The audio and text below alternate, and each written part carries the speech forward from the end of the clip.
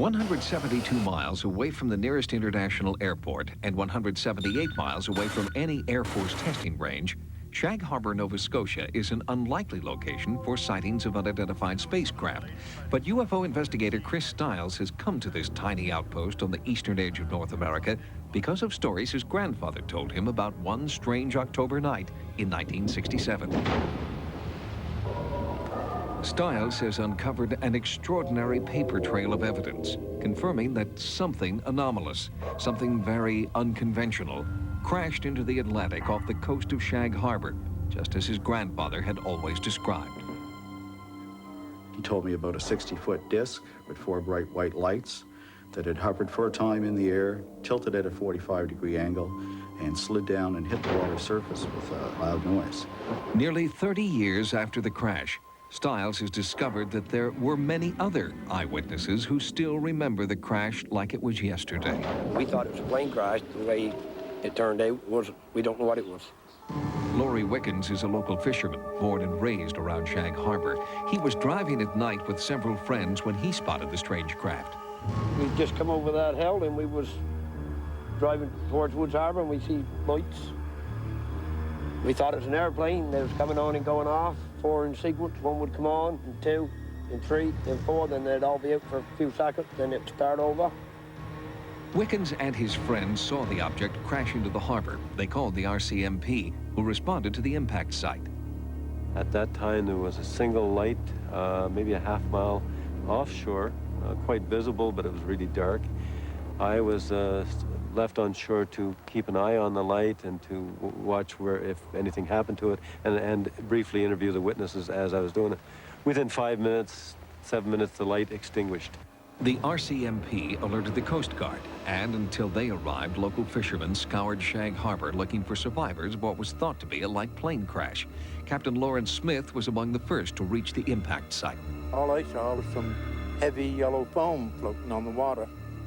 It was thick like shaving cream, but it was about 3 inches thick on top of the water. There was no smell. And I thought then, well, you know, if a plane crashed and it skidded across the water for a ways, that it wouldn't make a foam. But then I couldn't figure out why it would be yellow. Early search and rescue efforts were conducted in full view of the public. Films were made. Newspapers carried the story as front-page news. Then, without warning, there was no more public disclosure. Chris Stiles believes this is because of what may have been found there. I believe that this was a device, possibly a craft, possibly a probe, from another intelligent civilization, not of this earth.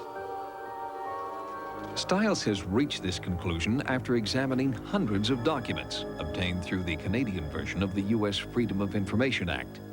Among the documents he has uncovered is this Canadian Armed Forces memo stating that the Rescue Coordination Center conducted preliminary investigation and discounted the possibilities that the sighting was produced by an aircraft, flare, or any other known objects.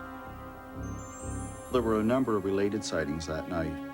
In those hours before, an Air Canada flight saw UFO activity on the horizon. They were greatly disturbed. There was apparently large explosions occurring, and as the phenomena approached the aircraft, there was a lot of communication with the towers, and eventually it was decided to vacate the airspace and seek alternate routes. Even more eyewitness accounts were found in a secret RCMP file. Captain Leo Howard Mersey was the master of a dragger. He had 18 men aboard. All were witnesses to 4 UFOs in the distance on the water surface.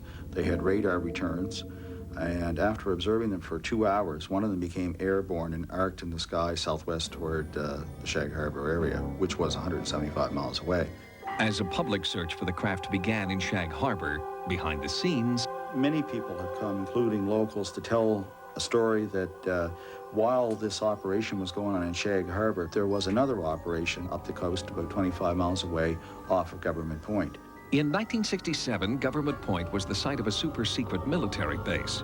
Former base divers claimed the search at Shag Harbour diverted attention away from the UFO's final resting place, off Government Point. while they were down there, there was still activity going on. They were reluctant to confirm details, but they knew that this thing was being repaired. As one person told me, the other object was standing nines for it, is the expression they used, sort of overlooking and giving it protection, assistance, whatever was necessary. And they're quite certain from their experiences that this was nothing that was produced here on Earth. And some of the divers insist that they did indeed bring up some debris. Stiles searched for documentation to support the divers' claims and found it in this letter written 2 months after the Shag Harbour incident. It specifically mentions DND, Department of National Defense, UFO material available for review. Based on this information, Chris Stiles is mounting a recovery operation to search for more UFO debris. Sightings will document this search and bring you the findings on an upcoming edition of our program.